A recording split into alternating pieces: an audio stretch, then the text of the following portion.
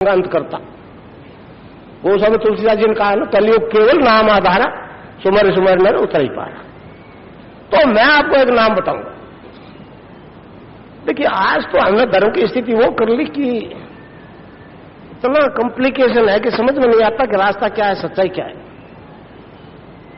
हर आदमी, हर धर्माचार्य एक दूसरे से कंट्राडिक्टरी बात कर रहा है। अब किसकी माने? एक किताब कुछ कहती है, दूसरे ने कुछ लिख दिया, तीसरे ने कुछ लिख दिया। तो वो विद्या है अपरा विद्या, जो आप लिख पढ़ रहे हो। मैं उस विद्या को कुछ नहीं जानता, मैं तो इस शरीर रूपी ग्रंथ को पढ़ना जानता हूं। मेरे गुरुदेव ने तो इसको पढ़ना सिखाया, मैं इसको पढ़ाना सिखा दूंगा। आपके पास सबके है ये किताब। तो इस शरीर रूपी ग्रंथ को एक पढ़ने का तरीका है, इसे पैरासाइकोलॉजी कहते हैं, परामनोविज्ञान।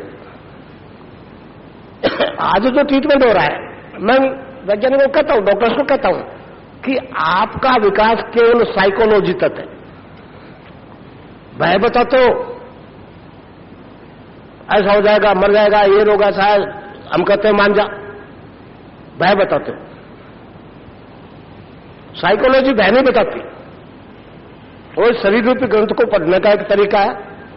मैं जो बताऊंगा उससे आप आराम से इसको घर बैठे पढ़ लो। सारा ब्रह्मांड अंदर है, तो फिर हिमालय की कंदराओं में जाके आराधना करने की जरूरत क्या है? हिमालय अंदर ही तो है, बाहर है ही नहीं। तो मैं आपको एक नाम बताऊंगा, चाहे आप किसी जाति के, किसी धर्म के, किसी वर्ण के, कोई फर्क नहीं पड़ता। ये तो एक मतलब सार्वभौम सत्ता है, यूनिवर्सल चेंज है। मेरे कई पश्चिम के लोग भी शिष्य हैं। अभी अभी आई 16 जनवरी को तेल अभी से औरत आई, यहूदी महिला दिखा लेके गई।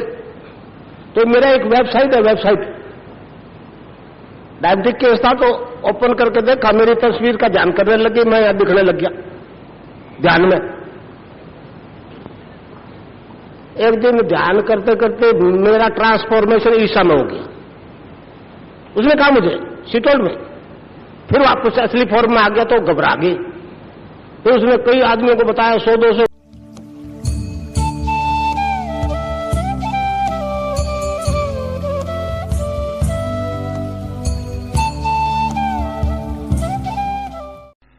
ताकि इस पथ पर चलने में आपको कठिनाई नहीं होगी, क्योंकि आज हिंदू धर्म के बारे में जो प्रचार प्रसार हो रहा है, उसमें ऐसी क्रियात्मक कोई रिजल्ट देने की विधि नहीं है। देखिए, हमारा दर्शन वेदांत कहलाता, वेदांत। वेदांत प्लस योग, फिर पूर्ण दर्शन होता है। अभी केवल वेदांत की किताबें बांट रहे, हम पढ़ा रहे, योग के बिना मामला पार नहीं पड़ रहा। तो आज जो योग के नाम से बिक रहा, वो योग नहीं है।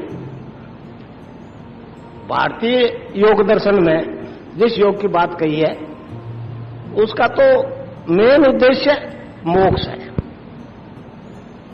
उसका मेन उद्देश्य मोक्ष है, रोग है ही नहीं। मगर आज योग जो है रोग का पर्यायवाची बन गया।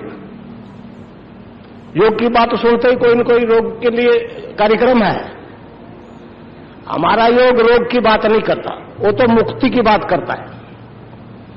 मगर मुक्ति तो मनुष्य की उच्चतम स्थिति है, आखिरी विकास है, पूर्ण शांति की स्थिति है। मोक्ष के बारे में बड़ी अजीब अजीब कल्पनाएं हैं। वो ईसाई दर्शन कहता है मर के हेवन में जाएंगे तो मुक्ति होगी, और हमारा दर्शन कहता है मुक्ति सुक्ति यही होगी, हेवन वैन और कहीं नहीं है, यही है। मगर हम इस बात को प्रूव नहीं कर पा रहे थे, इसलिए अधिकतर लोग आते प्रोग्राम्स में, 90% रोग ही रोग वाले आते हैं। मैं डॉक्टर थोड़ा ही हूं, समझे, मगर रोग जरूर ठीक होते हैं। तो मैं आपको एक तरीका बताऊंगा, आपका अपने आप से परिचय करवाऊंगा, आप क्या हो। दूंगा कुछ नहीं, किसी गुरु के पास देने लेने की गुंजाइश नहीं। मेरे शरीर में आपके शरीर में कोई अंतर नहीं भाई। मेरे पास कोई ऐसी एडिशनल चीज नहीं जो आपके पास नहीं और मैं दे दूं। आप जन्म से पूर्ण हो,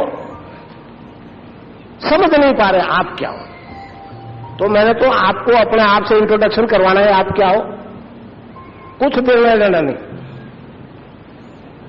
आप जन्म से पूर्ण हो, नहीं समझ पा रहे हो क्या है। गुरु केवल रास्ता बताता है। चलने के लिए तो शिष्य को मंजिल पे तक कोशिश करनी पड़ती है, चलना खुद को पड़ता है।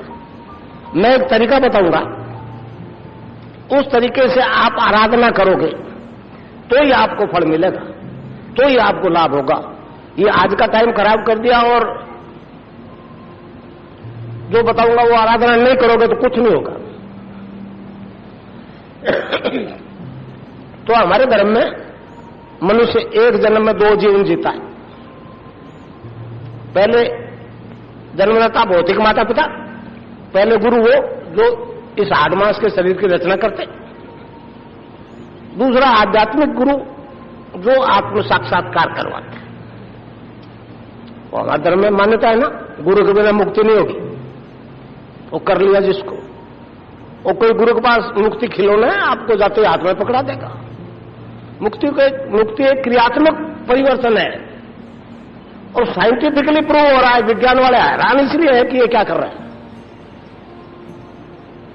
डॉक्टर लोग बहुत परेशान है, हैरान भी है, जिज्ञासु भी है, आते भी बहुत है दीक्षा में। बहुत डॉक्टर मेरे शिष्य हैं, पर मैं उनको कहता हूं देखियो, एक डॉक्टर अंदर और बैठा है। अरे आदमी के अंदर है, वो आपके अंदर बैठा हो डॉक्टर। मैं तो उससे परिचय करवाऊंगा। बाहर वाले डॉक्टर को छोड़िए, नहीं देखिए, विज्ञान तो अपने आप एक सच्चाई है, मगर अभी अपूर्ण सत्य है। दर्शन एक पूर्ण सत्य है। तो ये भारतीय दर्शन है जो मूर्त रूप ले रहा है। कोई एबनॉर्मल परिवर्तन नहीं हो रहा है, कोई जादू नहीं है, कोई करिश्मा नहीं है। ये विकास ड्यू था, शुरू हो गया, कुछ भी आश्चर्य की बात नहीं है। तो गुरु एक तरीका बताता है आराधना करने का। अब अलग अलग युगों में अलग अलग तरह की आराधना होती रही। सतयुग की अलग थी, द्वापर की अलग, त्रेता की अलग, कलयुग की अलग। तो वो काम जो द्वापर त्रेता सतयुग में करते थे वो हम नहीं कर सकते, वो हमारी सामर्थ्य नहीं उतनी, वो नहीं कर सकते। इसलिए धर्माचार्य कहते हैं फिर तो भगवान नहीं मिलेगा। कहां है, ढूंढे कहां जाएगा, छिपके कहां जाएगा, अंदर बैठा है, छोड़ नहीं सकता। अभी बोलेगा, मगर वो अंदर घुसने का तरीका नहीं, बाहर ढूंढ रही है दुनिया। तो योग का एक सिद्धांत है, तो जो ब्रह्मांड में है वो सारा पिंड में, जो पिंड में वही ब्रह्मांड में। जब सारा ब्रह्मांड आप में है तो फिर बाहर कुछ भी नहीं है। आपको जो कुछ मिलेगा आपके अंदर से मिलेगा, बाहर से उम्मीद करना व्यर्थ है भाई। तो अब कलयुग में मतलब आराधना का जो हमारे दर्शन में विधि है कि कलयुग में केवल हरिनाम का जप ही सारी समस्याओं का अंत करता। वो सब तुलसीदास जी ने कहा ना, कलयुग केवल नाम आधारा, सुमर सुमर नर उतर ही पारा। तो मैं आपको एक नाम बताऊंगा। देखिए आज तो हमने धर्म की स्थिति वो कर ली कि इतना कॉम्प्लिकेशन है कि समझ में नहीं आता कि रास्ता क्या है, सच्चाई क्या है। हर आदमी, हर धर्माचार्य एक दूसरे से कंट्राडिक्टरी बात कर रहा है। अब किसकी माने? एक किताब कुछ कहती है, दूसरे ने कुछ लिख दिया, तीसरे ने कुछ लिख दिया। तो वो विद्या है अपरा विद्या, जो आप लिख पढ़ रहे हो। मैं उस विद्या को कुछ नहीं जानता, मैं तो इस शरीर रूपी ग्रंथ को पढ़ना जानता हूं। मेरे गुरुदेव ने तो इसको पढ़ना सिखाया, मैं इसको पढ़ाना सिखा दूंगा। आपके पास सबके है ये किताब। तो इस शरीर रूपी ग्रंथ को एक पढ़ने का तरीका है, इसे पैरासाइकोलॉजी कहते हैं, परामनोविज्ञान। आज जो ट्रीटमेंट हो रहा है, मैं वैज्ञानिकों को कहता हूं, डॉक्टर्स को कहता हूं, कि आपका विकास केवल साइकोलॉजी तक है। भय बताते हो ऐसा हो जाएगा, मर जाएगा, ये रोग ऐसा है, हम कहते हैं मान जा, भय बताते हो। साइकोलॉजी भय नहीं बताती, वो शरीर रूपी ग्रंथ को पढ़ने का एक तरीका है। मैं जो बताऊंगा उससे आप आराम से इसको घर बैठे पढ़ लो। सारा ब्रह्मांड अंदर है, तो फिर हिमालय की कंदराओं में जाके आराधना करने की जरूरत क्या है? हिमालय अंदर ही तो है, बाहर है ही नहीं। तो मैं आपको एक नाम बताऊंगा, चाहे आप किसी जाति के, किसी धर्म के, किसी वर्ण के, कोई फर्क नहीं पड़ता। ये तो एक मतलब सार्वभौम सत्ता है, यूनिवर्सल चेंज है। मेरे कई पश्चिम के लोग भी शिष्य हैं। अभी अभी आई 16 जनवरी को तेल अभी से औरत आई, यहूदी महिला दिखा लेके गई। तो मेरा एक वेबसाइट है, वेबसाइट डायबिटिक केस था, तो ओपन करके देखा, मेरी तस्वीर का ध्यान करने लगी, मैं यहां दिखने लग गया ध्यान में। एक दिन ध्यान करते करते मेरा ट्रांसफॉर्मेशन ईसा में हो गया। उसने कहा मुझे, शी टोल्ड में, फिर वापस असली फॉर्म में आ गया तो घबरा गई। फिर उसने कई आदमियों को बताया, 100-200 को, सबको यही होगा, तो भगी नहीं आई। तो मैं आपको पहले भी कहता था, आज भी कहता हूं कि वो लाल चमड़ी वाले टिड्डी दिल की तरह यहां आएंगे इस ज्ञान के लिए, आज लूटने के लिए आ रहे हैं, फिर इस देश की सेवा करने के लिए आएंगे। ये बहुत जल्दी होने वाली बात है। मैं सुखद कल्पना में बिल्कुल विश्वास नहीं करता। और सुखद कल्पना जो मर्जी कर लो, कौन पूछता है, कौन मना करता है? तो धर्म कोई आगे नहीं आएगा। आप चाहे किसी धर्म में हो, उसी धर्म में बने रहिए। हिंदू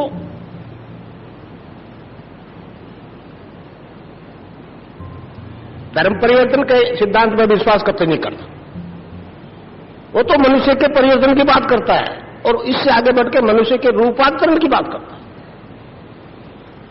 मैं जब कहता हूं कि ह्यूमन बॉडी डिवाइन फॉर्म में ट्रांसफॉर्म हो जाएगी, तो ये विज्ञान वाले बड़ा आश्चर्य कर रहे हैं। मगर अब जो बीमारी इनक्योरेबल है, क्यों रो रही होती है, इसलिए चुप हो गए बेचारे। तो कोई मायने नहीं है आप किसी धर्म के हो, अपने धर्म में बने रहिए। मैं तो ईसाइयों को कहता हूं, नहीं बनाएंगे हिंदू, जरूरत नहीं हमको। तुमने घड़े बना लिए, ईसाई मुसलमान क्या कर लिया उनका? तुमसे ज्यादा दरिद्र है आज वो इस देश में, तो हम नहीं बनाएंगे। मगर ये विकास जो है उसको करना है, समस्याओं से छूटना है, तो इसका एक ही तरह का है, झुक के मांग लो। इसकी कीमत तुम्हारा डॉलर पाउंड नहीं है। अभी अभी एक एड्स का केस ठीक हुआ, तहलका मच गया, खासतौर से अमेरिका में।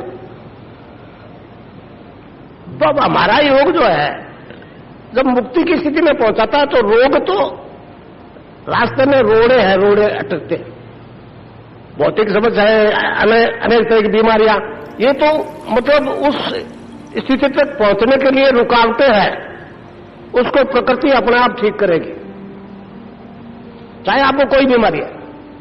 मगर नाम जो मैं बताऊं वही जपना है, उसमें एडिशन अल्ट्रेशन कोई नहीं करना, बस उसी से फैसला होगा। अब हमारा धर्म देखिए पूर्ण रूप से साइंटिफिक धर्म है। अब कोई बिना दवाई के अंदर केमिकली परिवर्तन आता है, क्यों एड्स ठीक हो गया? मैं पहले बोलता नहीं था, मैं आपको बताऊं, एड्स कैंसर के बारे में नहीं बोलता था। अब एक जब कैंसर ठीक हुए शुरू में, तो एक कैंसर के डॉक्टर मेरे पास आए। वो आप अपने राजस्थान में अजमेर में आर.के. चौधरी है, हॉस्पिटल स्टूडेंट है। तो मेरे को लगा जी क्या कर रहे हो, ये बड़ा अजीब बात है, मैंने सुना कई कैंसर केस ठीक हो गए। मैंने कहा डॉक्टर साहब आप तो कैंसर के डॉक्टर हो। मैंने एक बीबीसी से न्यूज सुनी थी 8-9 साल पहले, तो उन्होंने कहा था कि कुछ ऐसे जीन्स पैदा हो जाते हैं, ऐसे मनुष्य में विजातीय तत्व पैदा हो जाते हैं जो आदमी के टिश्यूज को आत्महत्या करने के लिए ऑर्डर देते, हुक्म देते, और उसका हुक्म मान करके वो टिश्यूज जो है मरने लगते। शरीर गल जाता है, आदमी मर जाता है। मैंने कहा तो रेडिएशन हुई थी, आप क्या कहोगे, आप तो कैंसर के डॉक्टर। उन्होंने कहा जी रोकड़ा तो ये है, हमको नहीं समझ में आ रहा कि कैंसर का कारण क्या है। वो एड्स का तो कतई नहीं समझ में आ रहा, उसमें तो कीमोथेरेपी दे रहे हैं मगर पार नहीं पड़ रही। तो मैंने कहा फिर देखो हमारी सुन लो आप।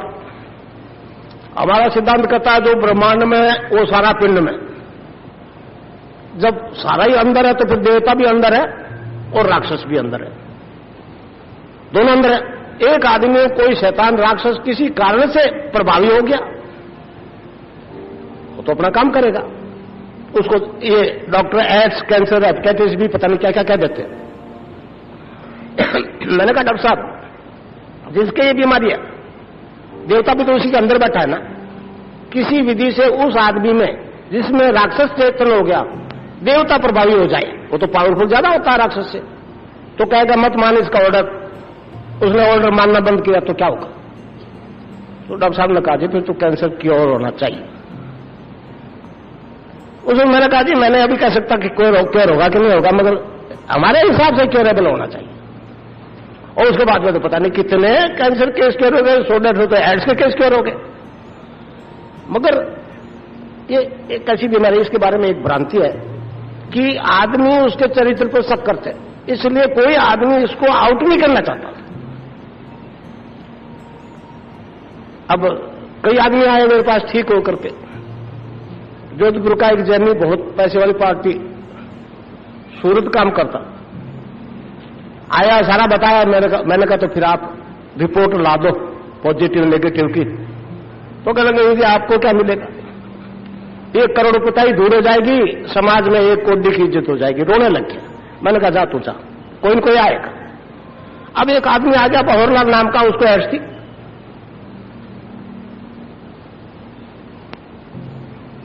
एक मथुरादास माथुर हॉस्पिटल है जोधपुर में, उसमें एक डॉक्टर प्रोफेसर है अरविंद माथुर करके, वो मेरे शिष्य है, 100 डॉक्टर शिष्य है। उनके ट्रीटमेंट में चल रहा था, ड्रिप चल रहा था, बंद हो गया, अंदर वाली मामला ही फिनिश हो गया। तो डॉक्टर ने छुट्टी दे दी, जाओ ये मुश्किल से रात भर निकालेगा।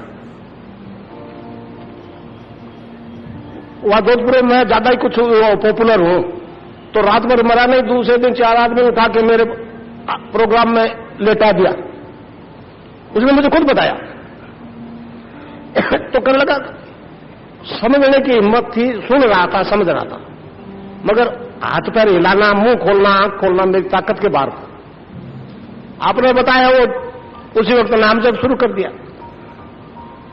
तो जब उसको ट्रेस हुआ था एड्स, उस वक्त 65 kg वजन था उसका, और ट्रीटमेंट चलते चलते 46 पे आ गया, आज 86 kg है। 24 नवंबर अभी पिछले को आया मेरे पास, तो मेरे को लगा जी एक बीमारी से तो बचा दिया, एक और लग गई, उसको भी अलग कर दो। मैंने कहा तेरी बीमारी थी क्या? मुझे सैकड़ों आते, हजारों आते, अब किस किस को जानूंगा। तो कह एड्स थी, वो रिकॉर्ड दिखाया। तो मैंने कहा ठीक है आराम कर। कहने लगी वो डॉक्टर पीछे नहीं छोड़ते, वो कहते आना पड़ेगा हर महीने, ये दवाई खानी पड़ेगी। अब उनको नाराज करता नहीं, डर के मारे चला जाता हूं। कहता तो जी हाँ खा रहा हूं, 2 साल से नहीं खाई दवाई। अब वो अरविंद माथुर से पीछा छुड़ा दो। मैंने कहा तो एक पर्चा छाप दो, ये डॉक्टर मेरे को मारेंगे, मेरे तो एड सही नहीं। उसने छाप दिया, अल्लाह मच गया, डॉक्टर भी हिल गए। इंक्वायरी हुई, जिन्होंने डिस्चार्ज किया था कैसे हमने डिस्चार्ज किया था, ये पोजीशन थी, अब हम क्या करें, जिंदा है तो जिंदा है, तो ठीक हो गया। ऐसे सैकड़ों हो गए और लाखों होंगे, मगर होंगे हमारे योग की विधि से। तो एक तरीका इसमें नाम जप का। अब नाम जप के अनादर में ठोस फिलोसफी बेस्ड है। मैंने आपको कहा नहीं हमारा धर्म पूर्ण साइंटिफिक धर्म है। मैंने तो साइंस वालों को मुंह बंद करना है।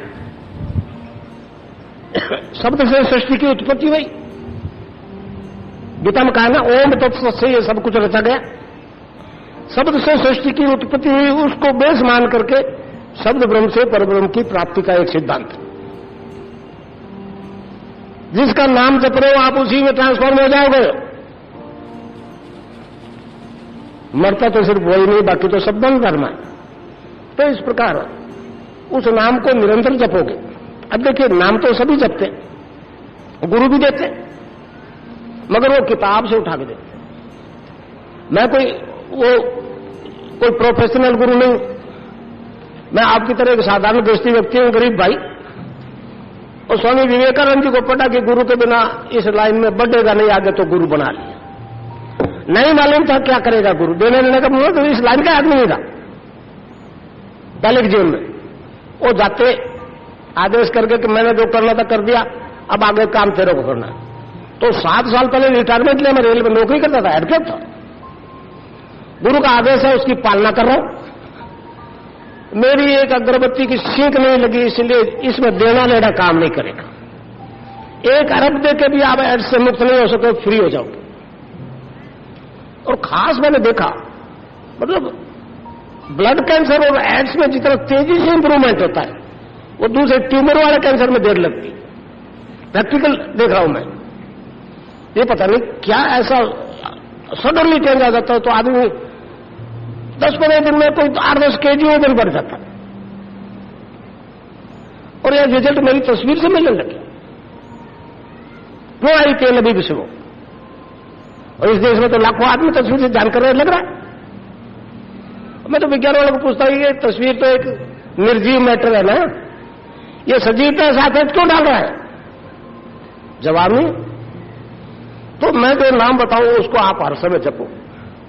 3 तरह से जपते, एक तो आवाज निकलती है, एक में और जीभ मिलते, आवाज नहीं निकलती, एक में मुंह बंद, जीभ का प्रयोग नहीं, मन ही मन जपो। इसको कहते हैं मानस जप, मानसिक जप। किसी को पता नहीं लगेगा कि आप क्या कर रहे हो। और जपना उसको राउंड भी लो के 24 घंटे। अब 24 घंटे की बात कर दी, सोचोगे रात को कैसे जपे? तो जप विज्ञान में टर्म से अजपा जाप। रैदास जी के अर्जन से वो बड़ा स्पष्ट होता है, मैं उसका उदाहरण दे दिया करता हूं। रैदास जी ने एक भजन में गाया, अब कैसे छूटे नाम रट लागे, अब कैसे छूटे नाम रट लागे। रैदास जी के गुरु ने बता दिया, बेटा ये नाम जब तो जपने लग गए, अब वो बंद नहीं हुआ। तो गा दिया भजन में, अब कैसे छूटे नाम रट लागे। वही हालत आपकी हो जाएगी। अधिक गंभीर हो तो अभी से हो जाएगी, नहीं तो 15-20 दिन अभ्यास करो, फिर वो अजपा हो जाएगा। आप चाहोगे आपको नहीं छोड़ेगा, चाहने से बंद नहीं होगा। एक तरीका। दूसरा ध्यान। अब ध्यान क्या है कोई नहीं बोलता। मैं किसी फिलॉसफी को दोष नहीं देना चाहता। बहुत और जैन धर्म जो है ध्यान पे बहुत जोर देता है, मगर नहीं कहता ध्यान क्या है। जानते हैं, दोनों जानते हैं ध्यान क्या है। तो ध्यान तो हमारा योग कहता है, ध्यान तो समाधि की पहली स्टेज है।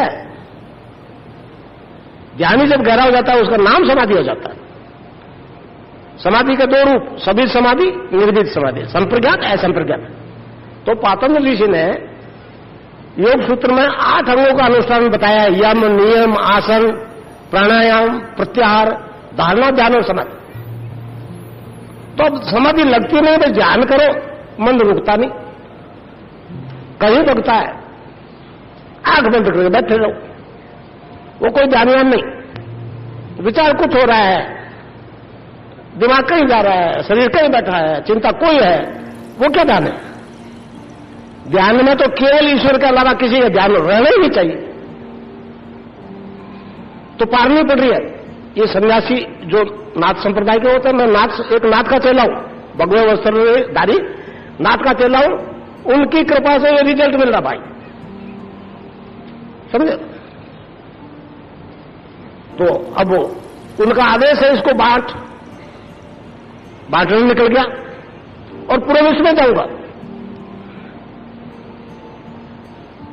तो इस प्रकार अब ध्यान कहां करो? पूरा ब्रह्मांड अंदर है तो फिर किस जगह करो ध्यान शरीर के? तो लोग अलग अलग ऐसी कल्पना करो, आप यहां ध्यान करो, ऐसी कल्पना करो। और हमारा धार्मिक सिद्धांत क्या कहता है? वो परम सत्ता तो कल्पना अतीत है। जब कल्पना अतीत है तो फिर कैसी कल्पना कराई जा रही है? कल्पना करना शेखचिली का काम है, धर्म में कल्पना की कोई गुंजाइश नहीं। इसलिए आपको कुछ भी नहीं कल्पना करनी। यहां मन को रोको। देखिए, आपने देखा शिव की तीसरी आंख, आजकल तो सब तस्वीरें में होती है, वो आप सबके है, वो 10वां द्वार है, वो तीसरा नेत्र है, वो अंदर खुलता, बाकी सारी इंद्रियां बाहर देख रही है। आप कोशिश बाहर ढूंढने कर रहे हो, है नहीं, बात तो मिलेगा क्या? ये खुल जाएगा तो फिर कोई समस्या नहीं रहेगी। इसलिए इस जगह ध्यान करो जहां शिव की तीसरी आंख, जहां आप लोग बिंदी लगाते हो, आदमी भी टीकी लगाते, यहां मन को रोको। अब मन नहीं रुकता, फिर गुरु को देखो। गुरु क्या है? ये शरीर गुरु नहीं है, इसकी तो बहुत थोड़ी सी सीमा है। गुरु तो हजारों में होता है, वो तो आपके अंदर बैठा है। जो अंदर बैठा है उससे मैं इंट्रोडक्शन करवा दूंगा, सेवा करनी पड़ेगी उसकी, दोस्ती उससे करनी पड़ेगी, तो सारा कुछ फैसला हो जाएगा। तो इसलिए यहां गुरु को देखो। मैंने जब ये काम शुरू किया, मैं गृहस्थी आदमी आपकी तरह बताया नहीं, तो मेरा छोटा छोटा लड़का साइंस मैथमेटिक्स का स्टूडेंट, अब मेरे से बड़ी उम्र के भी आवे तो पैरों के हाथ लगावे, तो उसने कहा ये क्या अड़ंगा हुआ? मेरे को लगी बाजी क्या कर रहे हो? मैंने क्यों भाई? कहने लगे हमारे प्रिंसिपल साहब दरवाजे के सामने खड़े रहते हैं, आगे से निकल जाते, जयराम जी निकल रहे, वो गुरु नहीं क्या करूं? स्टार्टिंग का टाइम 2-4-5 महीने हुए निकले को, फंस गया। टालने की कोशिश की, मैंने कहा तो मास्टर है। उसने कहा जी ये तो शब्दों की हेरा फेरी है, अर्थ तो वही, क्या करे? तो भगवान तो देता तो सद्बुद्धि वही है, अंदर बैठा, निकल गया रास्ता। एक चुंबक का टुकड़ा था, पिन्नों पर रखा, चिपक गई पिन, लटकी, बहुत पावरफुल चुंबक थी। मैंने कहा कौन पकड़ना दिखता नहीं ना, और साइंस मैथमेटिक्स का था तो फौरन जवाब देती थी गुरुत्वाकर्षण है। मैंने कहा भाई इस तरह का गुरुत्वाकर्षण मेरे में पैदा हो गया गुरु की कृपा से। उसके सामने झुकते, मेरे सामने नहीं झुकते। ये झुके हैं इनके, इस नाथ के सामने झुक रहे, समझे? तो गुरुत्वाकर्षण गुरु है, ये शरीर नहीं है गुरु। तो इस प्रकार यहां गुरु का ध्यान करो, उसके बाद में आपकी ड्यूटी करो। अगर गुरु में सच्चाई है तो आगे का काम शुरू हो जाए, और नहीं तो भाई आंख बंद किए बैठे रहो। मैं तो कहता हूं दूसरा गुरु देखो, गुरु बनाना कोई फॉर्मेलिटी नहीं है। अब दूसरा गुरु बना लिया, क्योंकि मुक्ति नहीं होगी इसलिए डर के मारे बना लेते। वही खान पान आचरण रहन सहन जो गुरु बनाने से पहले थे, बाद में भी कोई, तो दूसरा जन्म कैसा? दूसरा जन्म एक वस्तु स्थिति है, एक क्रियात्मक परिवर्तन है, वो कोई काल्पनिक स्थिति है नहीं। मगर ऐसा करवा नहीं पा रहा था, इसलिए बस चल रही है, पोल चल रही है, खूब चल रही है, धरने से चल रही है, योग बिक रहा है, और पश्चिम में ज्यादा बिक रहा है। तो यहां ध्यान करो। अच्छा, ध्यान के लिए एक ही शर्त है, खाली पेट हो, कोई चीज खा के मत करो। सुबह सुबह ज्यादा अच्छा हो सूर्योदय से पहले। नहाने की सुविधा बहुत अच्छी, नहीं तो बिना नहाए चलेगा, क्योंकि ये तो अंदर की सफाई है। बाहर वाला तो हमने बहुत साफ कर लिया ना, तेल साबुन लगा के तो पार तो नहीं पड़ी, तो ये अंदर वाला साफ होगा उस नाम से, सारा मैल साफ हो जाएगा, सारी समस्याएं खत्म हो जाएगी। तो अगर गुरु अधिकृत है इसको बांटने का, तो क्या होगा? तो फिर उस नाम, क्योंकि चेतन है वो नाम, एनलाइटेड है, उस जप के कारण से आपकी कुंडलिनी जाग जाएगी। अब कुंडलिनी को आप लोग बाहर देवी के रूप में पूछते हो ना, कोई दुर्गा कह दो, अंबा कह दो, राधा कह दो, सीता कह दो, एक शक्ति। शक्ति के बिना कोई काम होता ही नहीं। आपने पढ़ा होगा आदिगुरु शंकराचार्य जी ने और शिव के स्तोत्र लिखने शुरू कर दिए। देवेंद्र का बड़ा बेवकूफ आदमी, मेरे बिना काम कैसे चलेगा इसका? ताकत खींच ली, शंकराचार्य जी हड्डियों को ढांचा रह गए, और फिर भी नहीं समझा कर बेवकूफ है। दूर से निकली, दूध ले लो, दूध लिए वे। उन्होंने कहा मारी मेरे को भी दे जा दूध, कल लगा जा। कल लगा वहां तक आने की शक्ति नहीं है। उन्होंने कहा तू शक्ति को मानता है क्या? अपना असली रूप दिखाया, शिव जी को हाथ जोड़ दिया, महाराज अब नहीं पार पड़ेगी। और शक्ति के स्तोत्र लिखने शुरू कर दिया। आदिगुरु शंकराचार्य की बात है। तो वो कुंडलिनी शक्ति है, वो जगत जननी है, वो रीढ़ की हड्डी के आखिरी हिस्से में है, सुसुप्ति में रहती है हर एक व्यक्ति में। वो जागृत होती है, ये तीसरी आंख खुल जाती है। ये काम साइमल्टेनियसली एक साथ होता है और होगा नाम जब से। लेकिन नाम चाबी मैं फिर भूल जाऊंगा कहना, चाबी नाम है, ध्यान और योग तो है उसके फल है। इसलिए नाम को छोड़ना नहीं। जितना सघन नाम जप करोगे कोई समस्या नहीं रहेगी, भौतिक और आध्यात्मिक कोई रोग पड़ोस में भी नहीं रहेगा। तो इस प्रकार जो कुंडलिनी योग करवाएगी, अब किधर ही मुंह कर लो, कौन सी दिशा में भगवान नहीं, और कुछ आसन बिछाओ कि पता नहीं क्या क्या आसन बिछाओ, उत्तर की तरफ मुंह करो, दक्षिण में नहीं है क्या? और फिर नहीं रिजल्ट मिल तो कहता है ये गलती कर दी, वो गलती कर दी, ऐसा कर दिया, इसलिए नहीं हुआ। कोई गलती नहीं होगी, आराम से बैठो, किधर ही मुंह कर लो, यहां गुरु को देखो, नाम तो चालू रहना चाहिए। अब वो क्या है कि वो जो ही कुंडलिनी जागृत होगी, वो साधक के शरीर को प्राण, मन और बुद्धि अपने कंट्रोल में कर लेगी और सारी योगिक क्रियाएं स्वयं सीधा अपने कंट्रोल में कराएगी, अपने आदत से कराएगी। साधक उसमें चाह करके भी इंटरफेयर नहीं कर सकता, हस्तक्षेप नहीं कर सकता। पहले पहले तो विज्ञान वाले बड़े अड़ते थे, मैंने कहा आ जाओ फिर फैसला कर ले। अब तो नहीं बोलते, अब तो रिकमेंड कर देते हैं। हॉस्पिटल जयपुर से कहीं रिकमेंड होकर मेरे पास आए, ब्लड कैंसर के, वो पता नहीं क्या क्या केस, क्योंकि रिजल्ट मिल रहा है। तो कुंडलिनी जागृत होकर के फिर योग करवाएगी, उसी सिस्टम का करवाएगी जो आपका काम नहीं कर रहा प्रॉपरली। डायबिटीज वालों का अलग, गठिया वालों का अलग, मतलब जो रोग है जिसके कारण से जो अंग विशेष डैमेज हो गया है, प्रॉपरली काम नहीं कर रहा है, उसको स्टिमुलेट करेगी, टोन अप करेगी। और जब तक वो पूर्ण स्वस्थ नहीं होगा तब तक वो क्रिया रहेगी चालू। सिस्टम, फिजिकल सिस्टम जितने फिजिकल बॉडी बिल्कुल फिट हो जाएगी, समझे, और रोग प्रतिरोधक शक्ति बढ़ जाएगी। अच्छा, योग में कई तरह की मुद्राएं होती है, बहुत अजीब तरह की मुद्रा होती है। एक मुद्रा है, उसका नाम है खेचरी मुद्रा। आज अभी यहाँ के डॉक्टर मेरे पास आए थे दिन में, उनको खेचरी लगती है। मेरे को तो स्वाद आता है, टेस्ट आता है, डॉक्टर पता नहीं एमडी पता नहीं क्या। आज आए तो मेरे पास दिन में कोई पेशेंट को लेकर।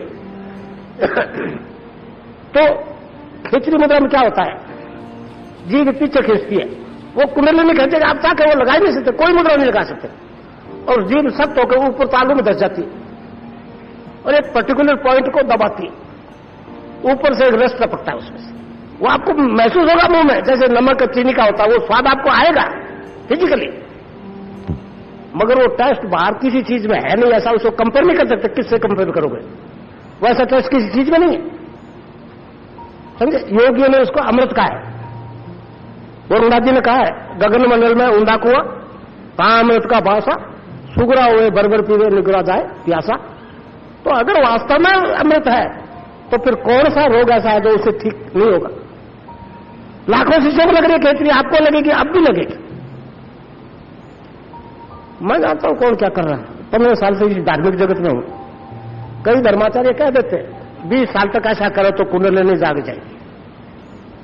मैं कहता हूं 20 साल तक गुरु चेला इस दुनिया में भी रहेंगे, इसकी गारंटी है क्या कोई? और 20 साल बाद क्या हो जाएगा जो आज नहीं है और अब नहीं होगा तो फिर झांसा है, कभी नहीं होगा।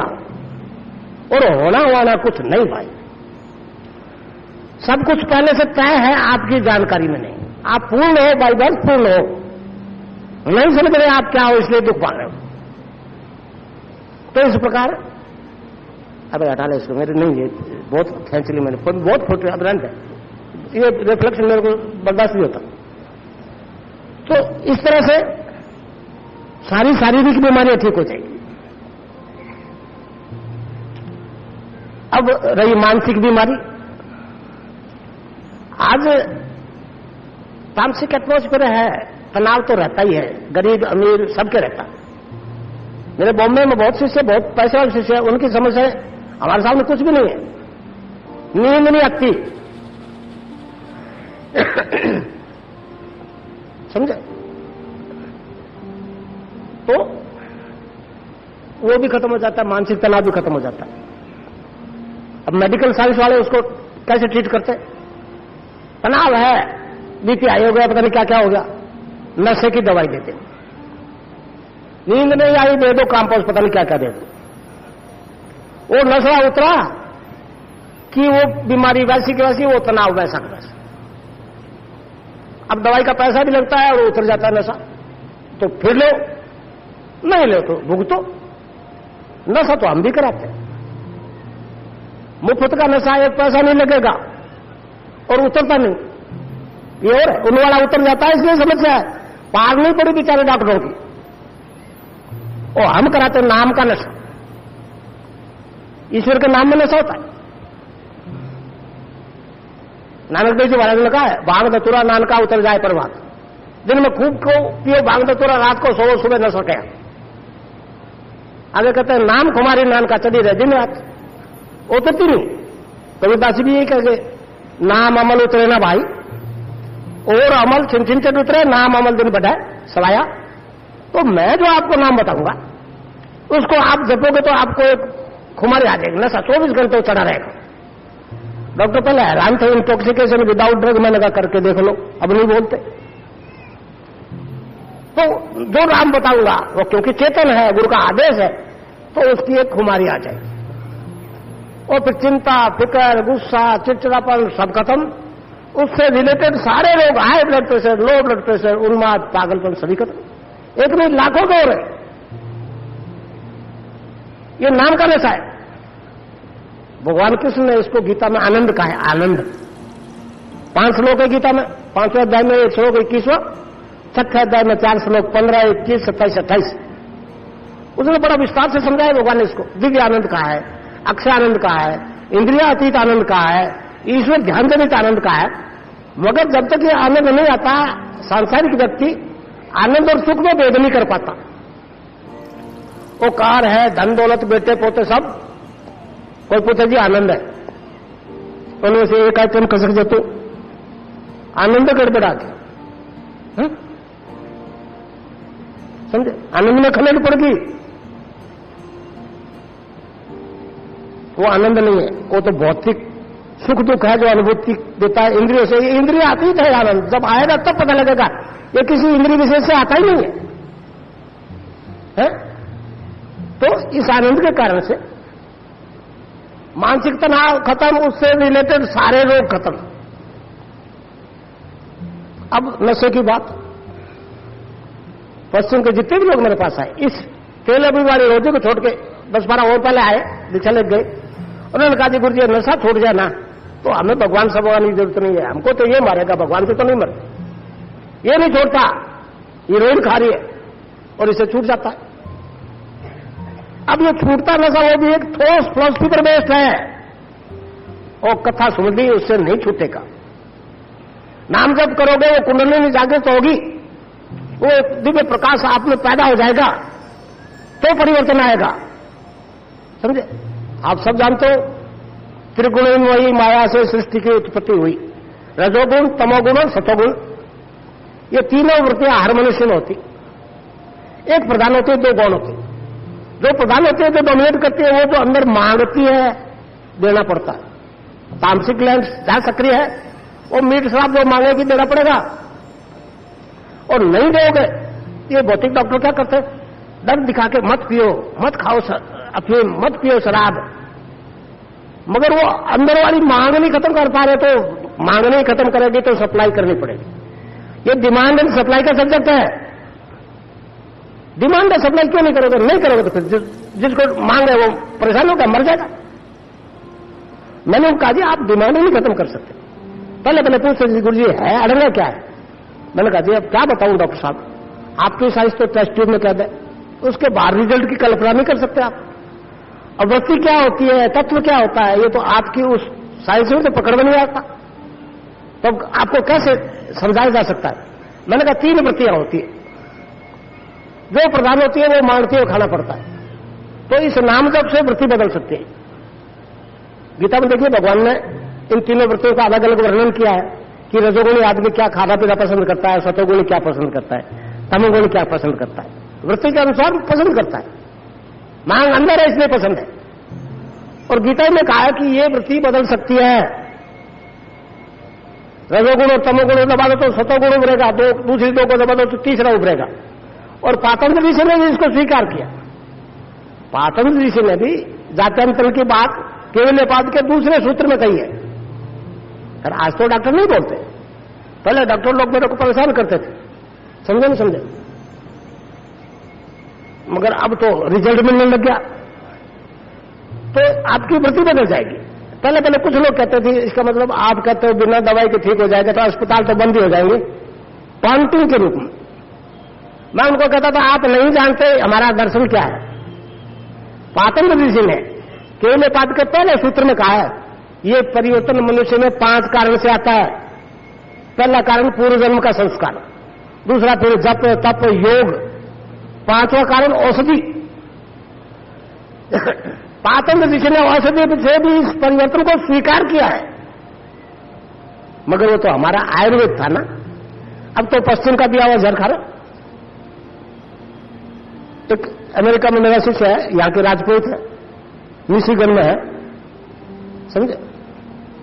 तो वो कहता है गुरुजी आजकल अमेरिका की स्थिति यह है कि वो साइकोलॉजिस्टों के पास ज्यादा जाते हैं हमारे बनिस्पत, वो अपनी दवाई से डरने लग गए, आल्टरनेटिव थेरेपी की तरफ झुक रहे। क्यों भाई, विज्ञान है तुम्हारा, खाओ ना उस जहर। तो आज तो पश्चिम का भी जहर खा रहे। आपने सुना है, अगर पढ़ा हो तो, कायाकल्प का वर्णन आता है आयुर्वेद में। कायाकल्प का मतलब आदमी को बुढ़ापा आता ही नहीं था, उम्र उतनी रहती थी, ये कष्ट भोगने नहीं पड़ते थे। मगर वो तो हमारा ज्ञान लोप हो गया भाई, समझे। इस तरह से नाम जप और ज्ञान से वृत्ति बदल जाएगी, नशा आपको छोड़ जाएगा। अब मेरी बात सुनो, कितने धर्माचार्य यहां आते हैं, मना करते हैं ना मत पियो शराब, अफीम मत खाओ, ये नशा मत करो, वो नशा मत करो। कोई मानता है क्या? आप सब लोग सुनना चाहते हो नशा करने वाले को छोड़ता है क्या? फिर मैं ये बेवकूफी क्यों करूंगा? मैं कहता हूं मत छोड़ो, 1 बोतल पीते बेड शुरू कर, मगर नाम को भी मत छोड़ो। 15 साल से चैलेंज दे रहा हूं, नाम और नशा साथ नहीं चल सकते, नाम और नशा साथ चल ही नहीं सकते। आज ही आजमा के देख लेना, फिर नशा नहीं रहेगा। ये नशे वाली बात जब मैं छोड़ता हूं तो मेरे को स्वामी विवेकानंद जी की एक सेंटेंस याद आ जाता है अमेरिका का। वहां कई प्रवचन कर रहे थे तो एक अमेरिकन ने पूछा खड़े होकर, महाराज लेक्चर बहुत ज्यादा है, लंबे चौड़े, आपका हमारा सौदा नहीं बैठेगा। आपके धर्म में तो शाकाहारी मांसाहारी बड़ा पचड़ा, हम तो सारे मांस खाते शराब पीते। तो स्वामी जी ने चलते स्पीच में कह दिया, you need not to give the things will give you up. तो आपको नशा जो है the things will give you up के हिसाब से आएगा, न कि आपके प्रयास से। प्रयास तो बहुत करते हैं लोग छोड़ने के लिए, छूटता नहीं है। तो नाम का नशा चल जाएगा, फिर कोई नशा उसके सामने टिकेगा नहीं। आज ही आजमा के देख लो जीवन में, बहुत लोग मांसाहारी है, हमारे देश में भी बहुत है। बॉम्बे तो मेरे कई शिष्य जो है वो तो कहते थे 2 टाइम मीट के बिना हमारे को पार नहीं पड़ती थी। अब वो बॉम्बे में मच्छी बाजार में लटकती देखते हैं तो उस गली से नहीं गुजरते, बदबू आती है। वो पहले खा रहे थे ना, नहीं खा सकते। तो ये परिवर्तन आपके अंदर से आएगा। ये सारा नाम तो ध्यान से आपकी आंतरिक शक्ति चेतन होगी, उससे आएगा, न कि कथा सुनने से। कर्णप्रिय जरूर लगती है, उसके साथ कुछ संगीत होता है, लाइट होती है, उस वक्त तो आकर्षित कर लेता है, मगर वो बंद हुई कि वैसा वैसा।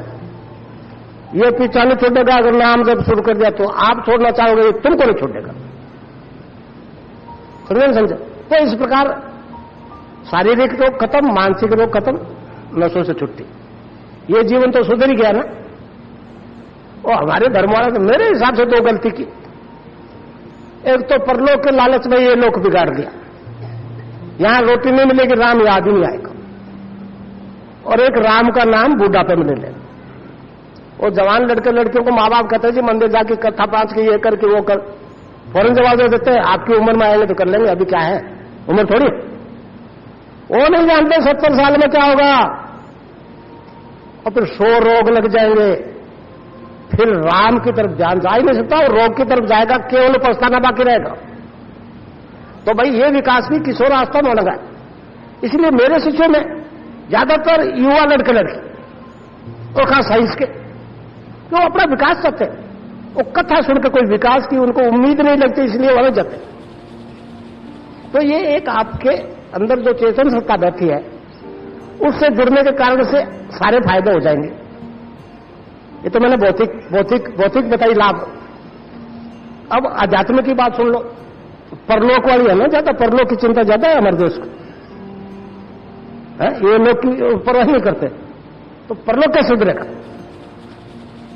आज क्या हो रहा है? देखिए, कलयुग के कारण से संपूर्ण विश्व के धर्मों की एक ही जैसी स्थिति है। किसी को दोष देना फालतू है, कलयुग है। सब क्या कर रहे हैं मालूम? हम क्या कहते हैं? देखो, राम ने किया, कृष्ण ने किया, है? और चले जाओ पीछे, सतयुग में जाओ। ईसा ने किया, मूसा ने किया, मोहम्मद ने किया, महावीर ने किया, बुद्ध ने किया। पीछे दिखा रहे ना, हम देख रहे और चल रहे आगे। प्रतिक्षण मनुष्य को आगे धक्का दिया जा रहा है मौत की तरफ। कहां जा रहे हो इसकी विधि कोई नहीं बताता। हमारा योग बता रहा है कहां जा रहे हो।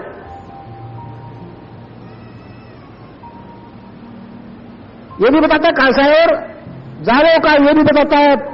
उसकी सेल्फ रियलाइजेशन और सेल्फ विजुलाइजेशन करवाता है, और वो भौतिक रूप में करेक्टली घटती है। तो नाम जप और ध्यान जप करोगे तो आपको कई प्रकार की सिद्धियां होगी। सिद्धियां पातल ऋषि ने उनका नाम बताया अलग अलग। एक विभूतिपाद है, विभूतिपाद तीसरा चैप्टर है, उसमें सिद्धियों का वर्णन है। तो एक सिद्धि का नाम है प्रातिभ ज्ञान। जब प्रातिभ ज्ञान प्राप्त हो जाता है, आपको किसी ज्ञान के लिए प्रयास नहीं, आपको तो केवल नाम जप और ध्यान। ये ज्ञान तो आएंगे और पीछे चले जाएंगे, इनके चक्कर में फंसना। जब प्रातिभ ज्ञान प्राप्त हो जाता है तो साधक को ध्यान की स्थिति में अनिश्चित काल का भूत भविष्य दिखता है, सुनाई देता है। मेरी बात है, विज्ञान वाले मानते क्या? अब जब रिजल्ट दे रहा हूं, जब दिख जाता है, जो वही घटना हो जाती है, क्या कहेंगे? तो आपको जब प्राथमिक ज्ञान प्राप्त हो जाएगा तो ध्यान और समाधि की स्थिति में आपको अनलिमिटेड पास्ट फ्यूचर दिखेगा, सुनाई देगा, और जो दिखेगा वो घटेगा।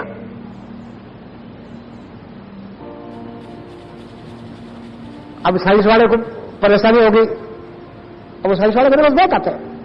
तो मैंने कहा जी आपने एक बात तो कही हुई है ना कि जो शब्द बोला जा रहा है, जो बोला जा चुका है, वो ब्रह्मांड में रहता है, कभी नष्ट नहीं होता। अगर प्रॉपर मशीन है तो सुन सकते हो। तो कहा हाँ, बेसिकली मान लिया हमने। सुन पा रहे हो क्या? तो नहीं सुन पा रहे। मैंने कहा हमारा योग कहता है कि वो बोला जा चुका शब्द, वो घटना घट चुकी, जिस आदमी को मरना था वो मर चुका, वो कारण हो चुका, उसको बोलते हुए देखा सुना जाना संभव है भाई। वो तो रील पहले बढ़ेगी, इसमें आश्चर्य क्या है? हमारा योग कहता है फ्यूचर को देखा सुना जा सकता है, और लाखों आदमी ने देखा है, मेरे से लाखों चीजें देख रहे। या कोटा में भी कई महिलाएं ऐसी जिन्होंने अपने पिछले 5-5, 7-7 जन्म देखे इसी कोटा में। तो पास देखना कोई आश्चर्य नहीं है। अब फ्यूचर देखना फायदे की बात है। फ्यूचर नहीं दिखेगा, पीछे देखते रहेंगे, आगे नहीं दिखेगा, तो कभी गड्ढे में गिरेंगे, कभी ठोकर खाएंगे पत्थर की। मगर इस ध्यान से जब आपको मालूम हो जाएगा कि इस रास्ते में ये ऑब्स्ट्रक्शन है, तो बच के चलोगे। मतलब फेलियर नहीं होता है इसी। ये एक ऐसा योग है जो आदमी को जीवन में पूर्ण सफलता प्रदान करता है, भौतिक और आध्यात्मिक दोनों। ये काल्पनिक ज्ञान नहीं है, ये विज्ञान है, हमारा विज्ञान। अब इस कारण साइंस वाले आ रहे, परंतु पश्चिम, मैं अभी बॉम्बे था तो वहां पता लगा कि पश्चिम को वेदांत दर्शन तो पढ़ के स्वामी विवेकानंद जी ने बता दिया, मगर उसका दूसरा पक्ष योग नहीं बोला।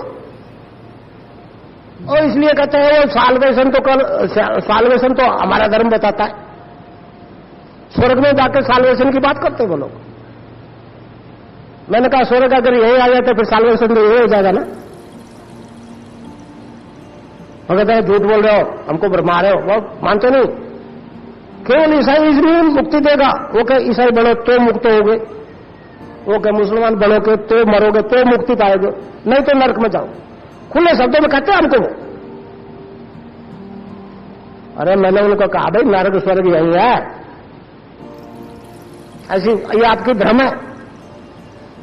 तो अब जब वो देख लेंगे फ्यूचर में घटनाएं, और वही घटेगी तो फिर क्या करेंगे?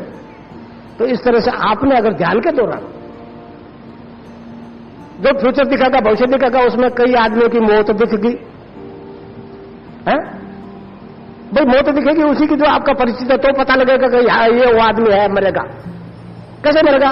एक्सीडेंट से मरेगा कि बीमारी से मरेगा, दिख जाएगी, मगर वो करेक्ट टाइमिंग से नहीं मालूम होगा। ये नेचर ने अपने पास छुपा के रखा है। और इस तरह से ध्यान में कईयों की दिख गई 10, 20, 30 की, और वैसे ही जाते चले गए तो एक विचार जरूर आएगा कि ये गड़बड़ तो नहीं है। एक आधा दिख जाता तो कोई बात नहीं, तो सारे जैसे दिखा वैसे हो रहा। और कहीं ख्याल आ गया तो तू अमर थोड़ा ही रहेगा, तेरा क्या हाल होगा? दिख जाएगा, कैसे जाओगे? ये रियलिटी है, ये रिजल्ट मिलेगा आपको अगर सीरियसली आराधना की। अब वो दूसरे 10-20 मरे, वो प्रैक्टिकली मर गए, कोई दुख नहीं हुआ। वो अपने वाली दिखी तो घबरा गया, क्यों? वो आदमी नहीं दिखा, वो अपनी मौत दिखी, घबरा गया। और फिर जीवन में जो खोटे करे किए वो सामने आ गई तस्वीर, अरे गलती तो हो गई। आगे यमराज के पास हिसाब किताब होता है, उसे तो छिपेगा नहीं। फिर भगवान को याद करता है, भगवान मैं तो नालायक था, बेवकूफ था, तू तो दयालु, कहते ना दयालु है, तो तू माफ कर दे मेरे को।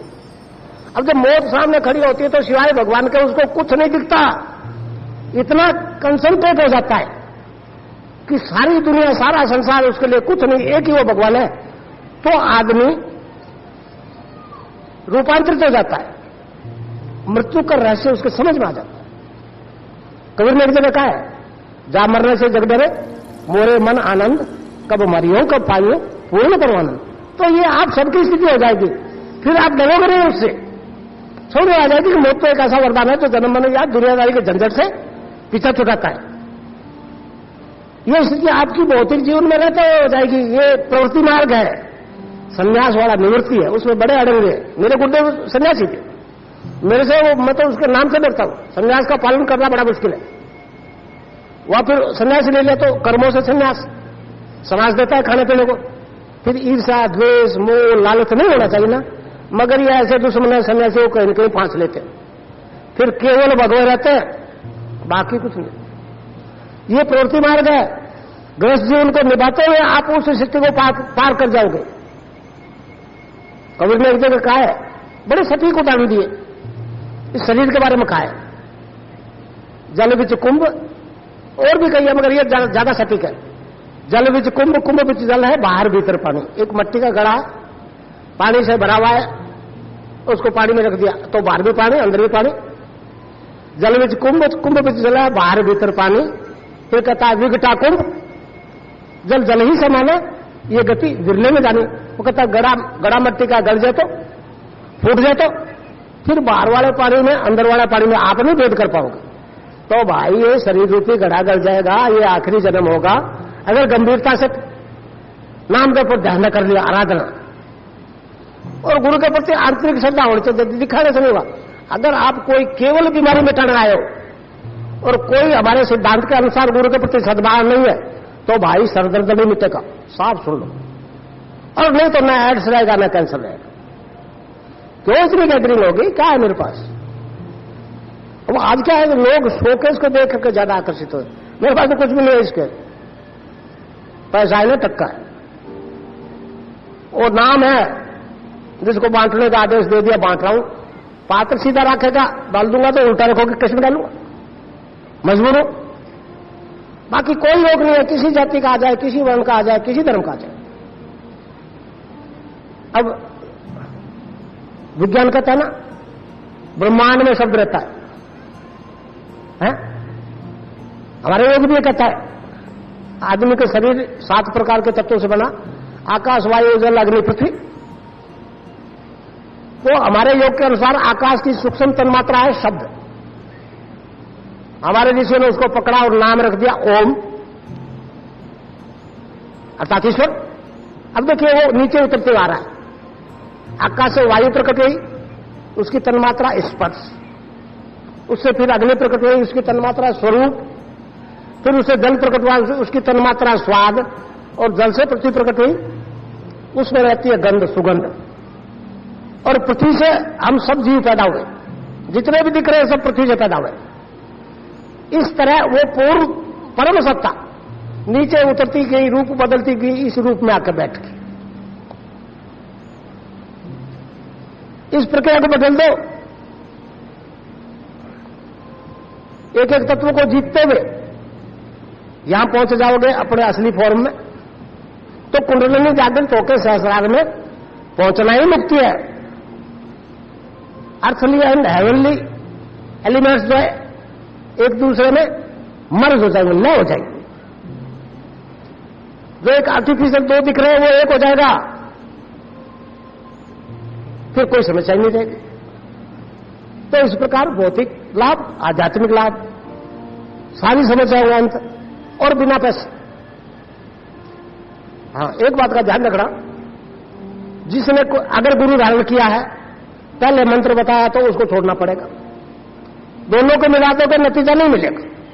पहले वाला चल रहा है, अच्छा लगता है, चलाओ, इसको मत रखो। अगर वास्तव में मैं जो करा वो परिवर्तन लाना, तो मैं बताऊंगा वही जपना पड़ेगा। और उसमें भी कई बड़े विद्वान लोग जो है प्रणव लगा लेते, कोई आगे ओम लगा लेता है, कोई पीछे नमः लगा लेता है। ये नहीं है, ये हमारा पढ़े लिखे विद्वान लोग हो। एक हमारा दर्शन है अद्वैतवाद।